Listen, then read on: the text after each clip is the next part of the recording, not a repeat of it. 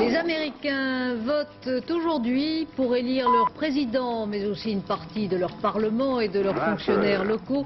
L'enjeu est non pas le succès de Ronald Reagan, mais son ampleur. Une quinzaine de morts en Afrique du Sud, surtout dans la banlieue noire de Johannesburg. La grève générale lancée par les mouvements anti-apartheid est très largement suivie. À Bruyères, cette localité près d'Épinal, traumatisée depuis 3 semaines par le meurtre du petit Grégory, Haro sur Bernard Laroche, inculpé hier d'assassinat. Football, demain, quart de finale de la Coupe des Coupes. Metz affrontera Dresde. La rencontre sera retransmise en direct sur Antenne 2 à 20h30. Madame, Monsieur, bonsoir. Pour la 50e fois de leur histoire, les Américains sont en train d'élire leur président. La journée n'est pas finie là-bas, puisqu'il y a de 6 à 9 heures de décalage horaire par rapport à nous. Une journée qui se déroule sans grande fièvre, sauf pour les états-majors des deux grands partis, puisque la réélection de Ronald Reagan paraît d'ores et déjà acquise.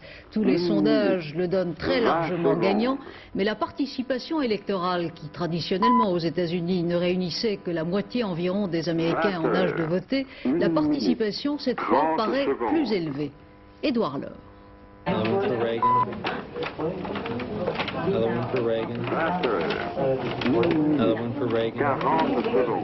Jour J pour quelques 174 millions d'Américains en âge de voter et qui ont non seulement à choisir entre le président sortant Ronald Reagan et son adversaire démocrate Walter Mondale, mais aussi, c'est important, à renouveler le tiers des sénateurs, les députés de la Chambre des représentants et dans chaque petite localité, gouverneur ou encore shérif.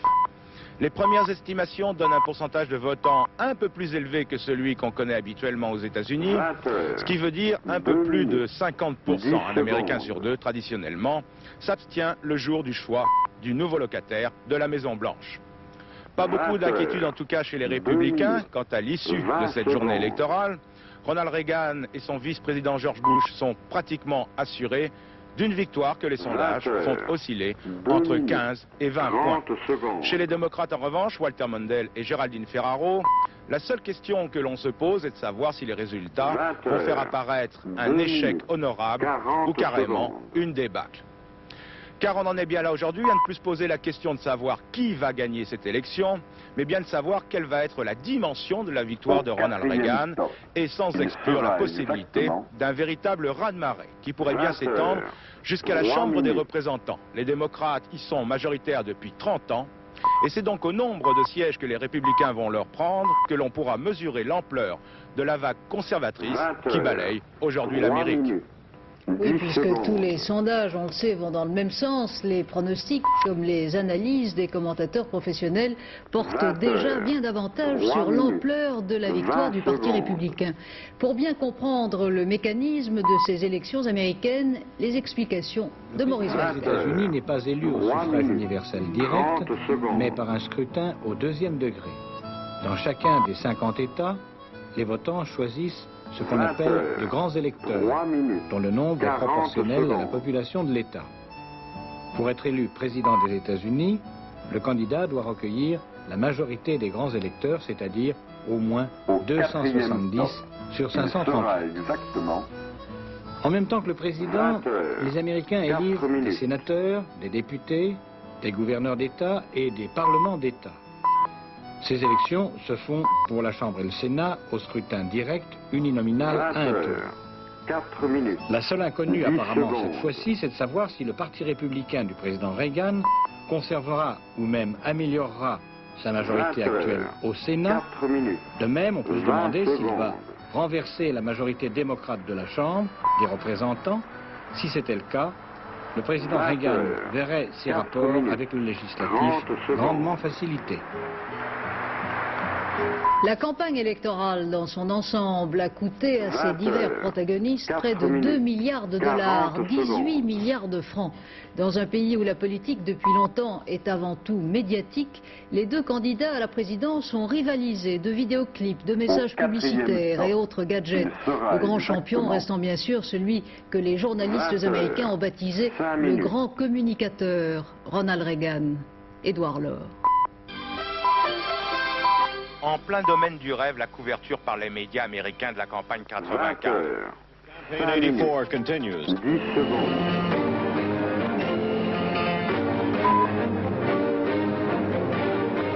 20 heures. 5 minutes. 20 secondes. Une couverture qui ne date pas d'aujourd'hui et dont certains, Richard Nixon par exemple, en ont tiré une leçon très simple.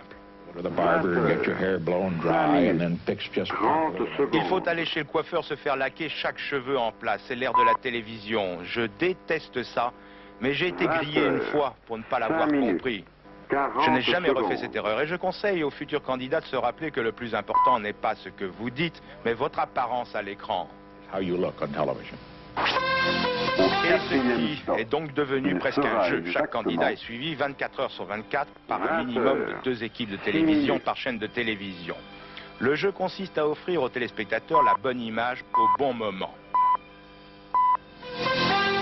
Une image qui parle d'elle-même et dont la diffusion dans le journal du soir lui assure la meilleure des publicités, mais qui se doit tout de même d'aller en parallèle avec le discours politique. 20 heures. 6 minutes. 20 secondes. Celui qu'on a surnommé le grand communicateur l'a bien compris, son image est soignée, son discours aussi, 20 heures. grâce à l'usage 6 minutes. permanent d'un téléprompteur 30 secondes. totalement invisible pour l'auditeur, mais qui lui évite toute erreur de langage. Important aussi le cadre 20 heures. et les accessoires. 6 minutes. 40 secondes. Et tout cela pour alimenter un phénomène complètement démesuré. Par exemple, les 15 000 journalistes couvrant une convention d'à peine 3 000 délégués. Il sera exactement 20 heures. Ou encore 7 la minutes. centaine d'équipes de télévision dans un jardin de la Maison-Blanche. Être là, en tout cas au bon moment, 20 heures. 7 minutes. I et will avec le secondes. bon mot, le seul que chacun retiendra. Je ne me servirai pas de la question de l'âge comme élément de campagne. Je ne vais pas 20 exploiter à des heures. fins politiques la 7 jeunesse et minutes. le manque d'expérience de mon 20 adversaire. secondes. America's great Le television. jeu coûte cher, entre 20 et 30 millions de dollars, 20 heures. suffisamment cher en tout 7 cas, minutes. pour que soient 30 évités les incidents secondes. techniques.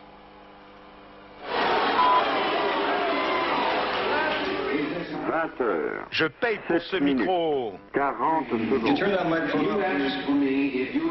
I am paying for this microphone, Et si Ronald Reagan sort ce soir vainqueur, les médias américains y seront sans doute pour beaucoup. 20 heures. 8 minutes. Au-delà de la médiatisation de la campagne électorale, la vague qui va sans doute porter une seconde fois Ronald Reagan jusqu'au 8 bureau minutes. ovale de la Maison-Blanche, 10 secondes. cette vague tient avant tout à la personnalité du président sortant, dont les talents sont souvent méconnus de ce côté-ci de l'Atlantique. 20 heures. Elle tient aussi à un 8 phénomène minutes. rare chez les 20 hommes politiques. secondes. Ronald Reagan a tenu ses promesses, celles de sa précédente campagne en 1980. Principale 20 promesse, heures. la réduction 8 du rôle de minutes. l'État et la 30 relance de l'économie. secondes. Une relance qui s'affiche en quelques chiffres, 7,5% d'augmentation du produit national brut 20 cette année, heures. plus de 6 8 millions minutes. d'emplois créés, 40 une inflation secondes. fortement tassée. Alain Doubesky a vu à l'œuvre dans une région des États-Unis où l'expansion est particulièrement forte, le Connecticut, les ressorts mais aussi la relative fragilité de cette reprise économique américaine. Le Connecticut, un tout petit État de 13 000 km² situé au nord de New York, illustre cette reprise des États-Unis. Capitale, Hartford, 170 000 habitants. Les secteurs traditionnels, cuivre et textile, ont été remplacés par des industries de pointe. 9 minutes. Le Connecticut 10 est secondes. également réputé pour ses fabriques d'armes. Le fameux Colt, par exemple, sort de cette manufacture. De vieilles 20 usines heures. vont faire place à 9 d'autres minutes. modernes.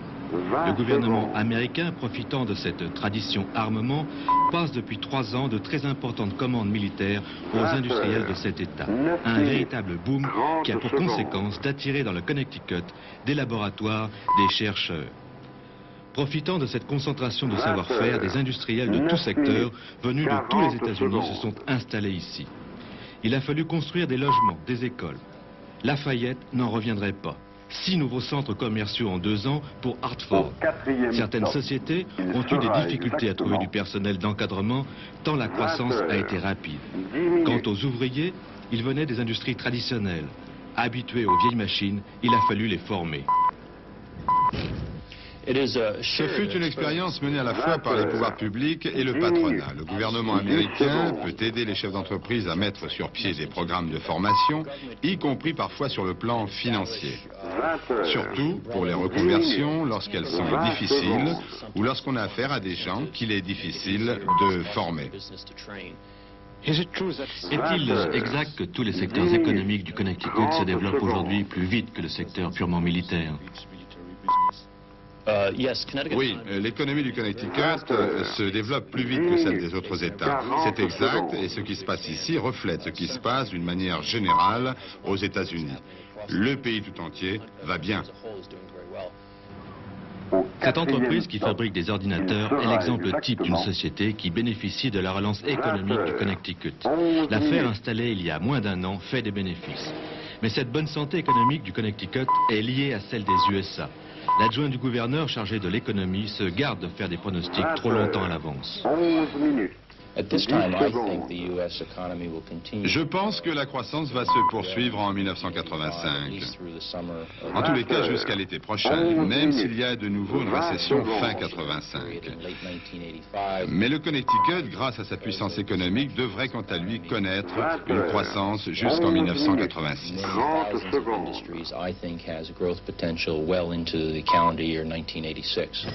Bien répartis géographiquement, ces signes de croissance se retrouvent dans tous les États-Unis d'Amérique. Mais socialement, mal redistribués, ils profitent plus aux riches qu'aux pauvres. Plus de 13% des Américains vivent en dessous du seuil de pauvreté. À Manhattan, centre new-yorkais des affaires, certains spécialistes pensent que cette reprise est fragile. 20 heures. Dans l'attente des résultats de l'élection présidentielle qui seront connus fort tard dans la nuit, le dollar est resté en repli aujourd'hui, en cotant à Paris un tout petit peu plus de 9 francs. 20 heures. Dans nos éditions de 12 demain, minutes. vous aurez bien sûr 10 les images et secondes. surtout les analyses de cette élection américaine 84. Et demain à 20h, vous aurez droit à 2 invités de 20 choix, heures. Henry Kissinger, 12 minutes. l'ancien secrétaire d'État 20 américain, secondes. et Jacques Delors, le futur patron de la Commission européenne de Bruxelles. Venons-en aux affaires 20 françaises et d'abord à ce 12 tragique fait minutes. divers qui 30 depuis 3 semaines secondes. traumatise toute une région et révèle peu à peu une saga familiale de plus en plus noire. 20 Il reste heures. bien des mystères, 12 bien des minutes. silences, mais 40 depuis secondes. l'inculpation hier du cousin, du père du petit Grégory, les réactions de ses proches paraissent de plus en plus accablantes. Sur place, Isabelle Béchelet. C'est sur la foi d'analyse graphologique et du témoignage de sa belle-sœur que Bernard Laroche a été inculpé d'assassinat. Mais toute cette agitation semble le laisser de marbre, comme s'il s'agissait de l'histoire d'un autre. Il affirmait son innocence, mais presque sans conviction, niant en bloc les jalousies qu'on lui prête, telles que son penchant passé pour Christine Villemin, telles que la douleur d'avoir un enfant hydrocéphale, alors que Grégory était dit intelligent. Marie-Ange, sa femme, n'y croit pas. On a un fils d'ailleurs du même âge. 20 heures. Comme je vois, comme il est avec mon 13 fils, minutes. il l'aime, il 20 le chérit. secondes. Non, c'est pas vrai. Je dis, il n'est même pas capable de tuer un lapin, alors je ne crois pas qu'il soit capable de 20 faire heures. du mal comme ça. 13 minutes. Qu'est-ce que vous pensez 30 du secondes. témoignage de Muriel? Parce que c'est capital quand même. Comme je viens de le dire, là, je ne sais pas. Je ne sais pas ce qui s'est passé, je ne sais pas ce qui se passe pour... 13 minutes. 40 Donc il me secondes. l'a arrêté comme ça, je ne sais pas. Mais vous croyez que Muriel a inventé? Je ne crois rien du tout. Au J'attends quatrième Il sera la suite de l'enquête, exactement j'attends. Mais elle était dans sa voiture ce 14 jour-là. Ils sont allés à la Vologne. Ils sont... Non, ça c'est toutes des choses qui sont dites, mais qui est totalement faux, qui est absolument faux. C'est peut-être un autre Bernard qu'on a découvert là. 14 minutes. 10 secondes. Il n'a pas de visage, c'est pas vrai. Un Bernard Laroche à double visage contre Maître Studieux qui cacherait un justicier familial. C'est aussi l'hypothèse que retient Jackie Villemin, qui fut élevé avec lui. Si c'est vraiment lui qui a fait le coup, c'est Dr. Jackie de Mystery. 20 heures. 14 C'est-à-dire que de minutes. façade, il est bien, mais 30 d'intérieur, il est secondes. complètement pourri. Et ça, on ne pouvait pas le soupçonner. Non, insoupçonnable. À mon compte 20 personnel. heures. 14 minutes. 40 L'enquête se secondes. poursuit avec ce soir une nouvelle audition du témoin capital, Muriel, qui affirme qu'elle était dans la voiture de Bernard Laroche au moment de l'enlèvement du petit Grégory.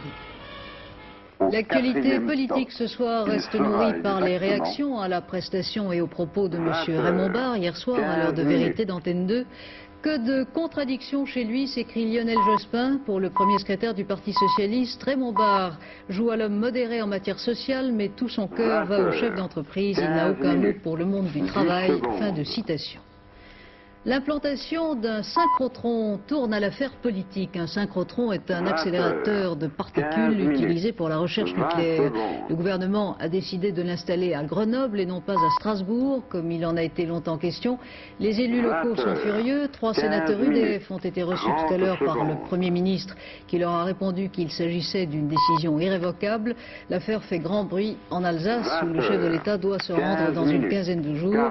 Par ailleurs, l'Italie et le Danemark contestent aussi le choix de Grenoble pour l'implantation de ce laboratoire européen. À l'Assemblée nationale, discussion aujourd'hui du budget de l'agriculture, présenté par Michel Rocard, un budget qu'il place sous le signe de la modernisation et qui a fait l'objet de nombreuses critiques dans les rangs de l'opposition, notamment sur la retraite à 60 ans et les quotas laitiers. Les députés communistes ont annoncé leur abstention dans le vote qui doit intervenir cette nuit.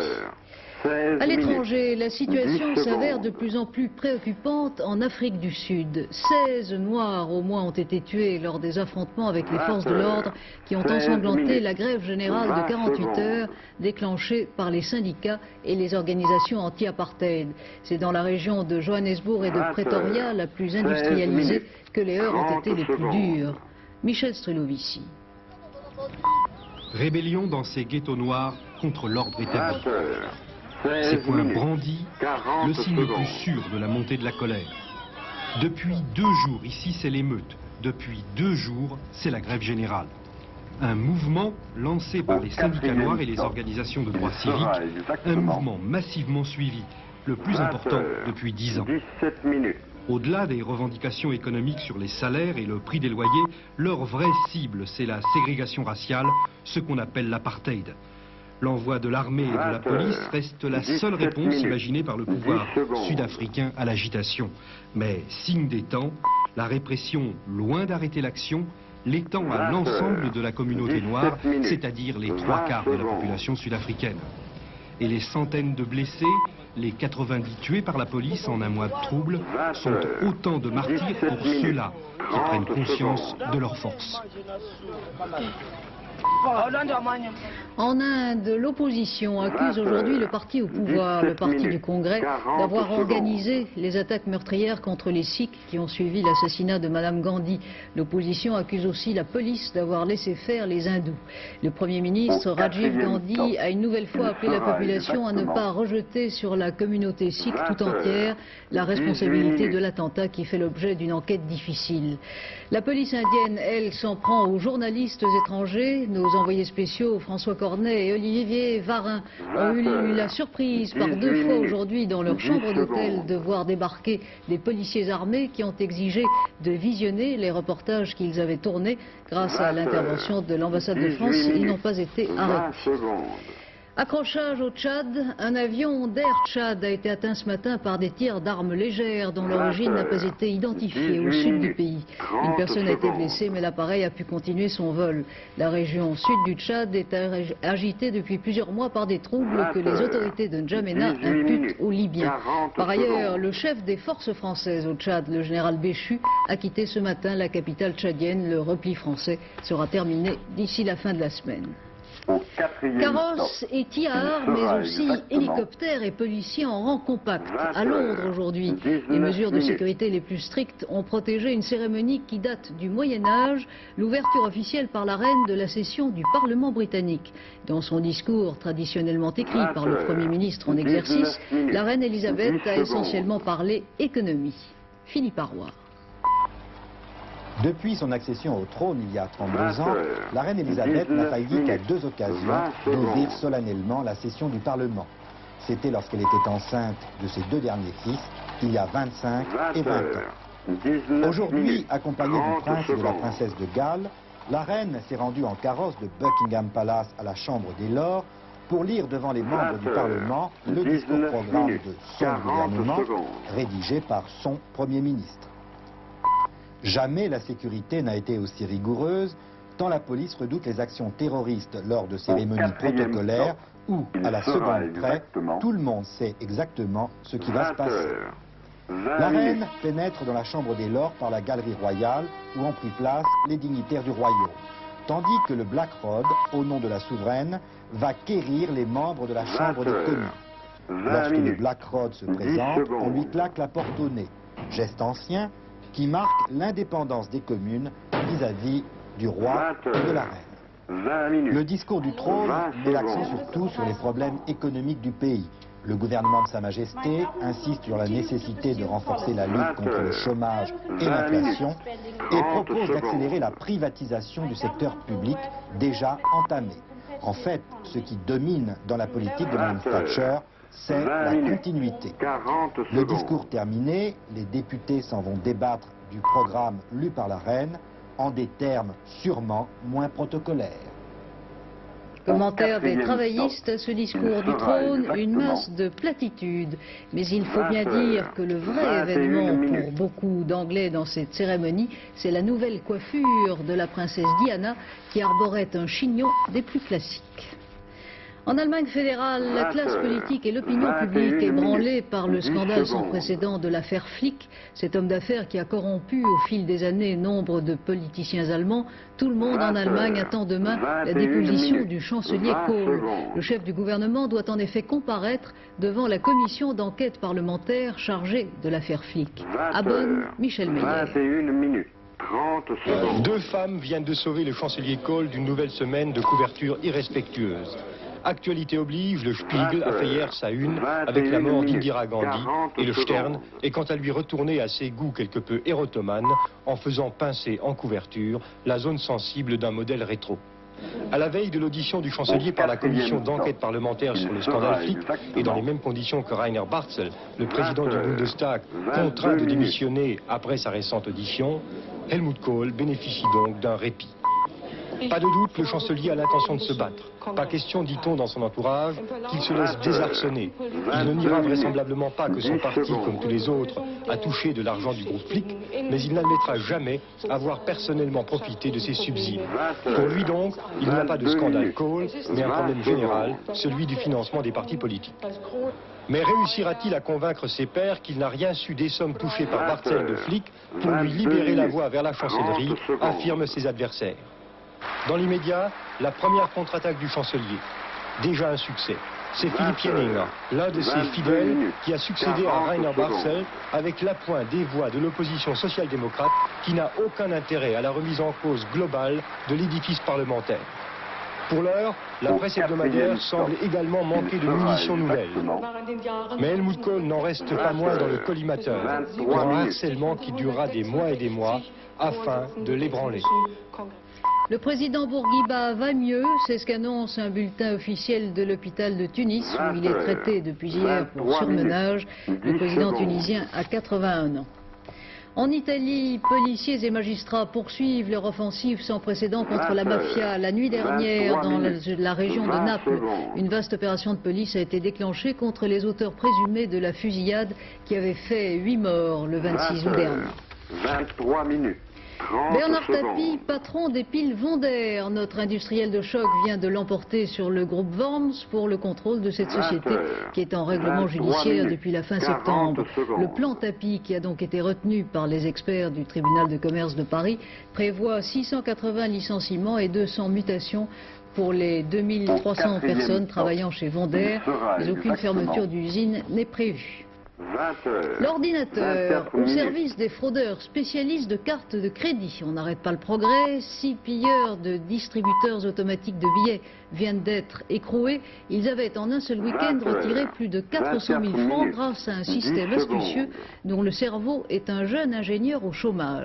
Pierre Ly. Empocher en un week-end 400 000 francs, soit 40 000 anciens avec un numéro de carte de crédit, n'est pas à la portée du premier venu. Mais 6 escrocs à la carte bleue ont inventé une nouvelle méthode pour recopier les pistes magnétiques invisibles d'une vraie carte sur des cartes vierges, multipliant les possibilités de retrait. Tout cela grâce à un matériel sophistiqué, dont un distributeur et un ordinateur Apple II, pour sélectionner la combinaison valable. C'est la première fois que la technique de l'ordinateur est utilisée pour ce genre de fraude. Mais les 6 voleurs se sont fait prendre 40 millions sur un seul numéro, même en week-end. Cela a attiré l'attention. L'ensemble du réseau de distributeurs de billets est surveillé en permanence et nous pouvons intervenir très rapidement pour mettre en opposition les cartes. Mais puisque vous pouvez intervenir très rapidement, comment se fait-il que les fraudeurs ont pu, pendant tout un week-end, faire plusieurs dizaines de retraits?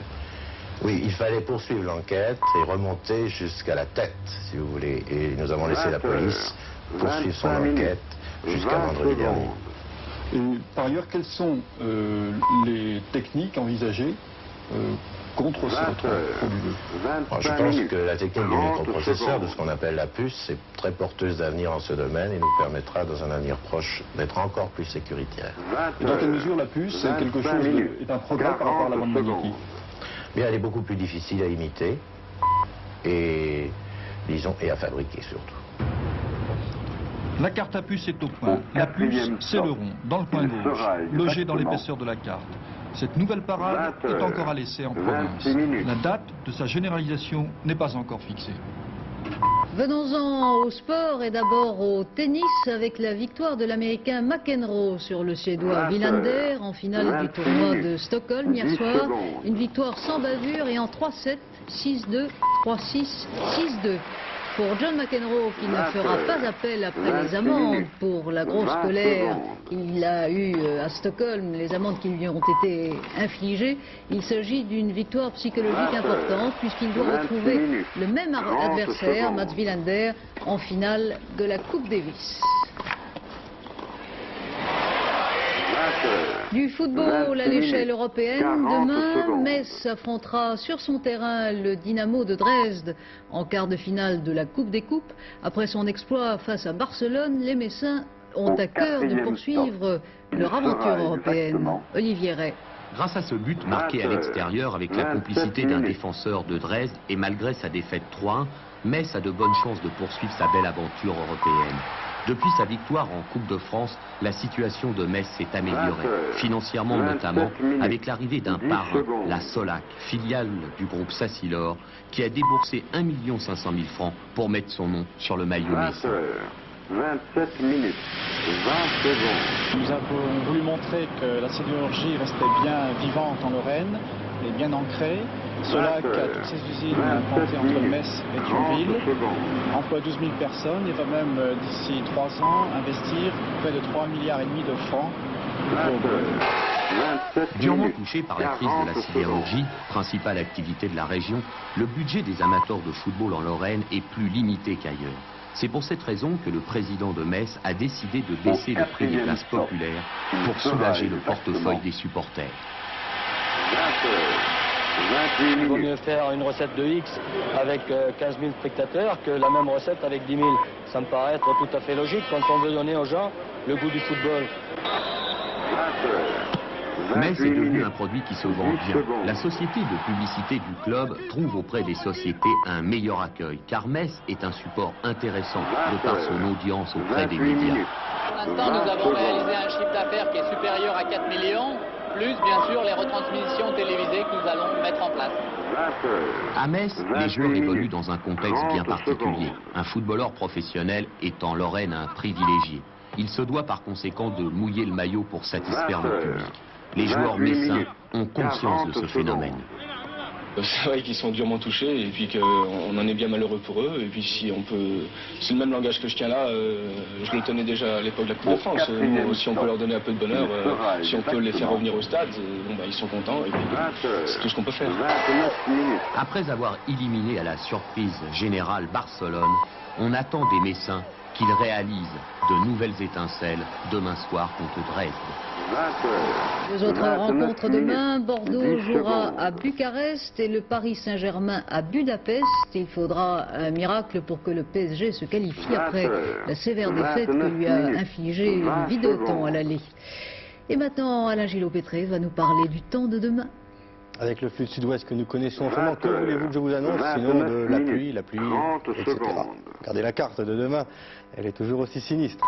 Du nord au nord-est, aux Alpes et à la Corse, provisoirement, Après les brouillards, il y aura quelques éclaircies provisoirement, car la pluie qui a abordé aujourd'hui le sud-ouest se trouvera en milieu de journée de la Manche au bassin parisien, au Massif central et à la Méditerranée. Attention, les averses pourraient être, la pluie pourrait être abondante sur les versants sud des reliefs, avec un vent d'est à sud-est fort en Méditerranée et des orages sur le Massif central et le golfe du Lion. Ensuite, c'est un ciel chargé, variable, mais très chargé, avec des averses. Le baromètre baisse, le thermomètre aussi. Plus il descend bas. Et quand il remonte pas au résultat de 10 à 13 degrés sur la moitié nord et de 12 à 17 degrés sur la moitié sud, faut le dire vite. Demain, c'est le mercredi 7 novembre, 2 minutes de soleil en moins, levé 7h46, couché 17h21. Et bonne fête à toutes et Karine qui nous écoute. Jacques Segui vous présentera notre dernière édition à 23h15, demain 12h45, antenne de midi, 18h30, c'est la vie. Et je vous retrouverai avec plaisir demain à 20h. Très bonne soirée. 20h, 30 minutes, 40 secondes.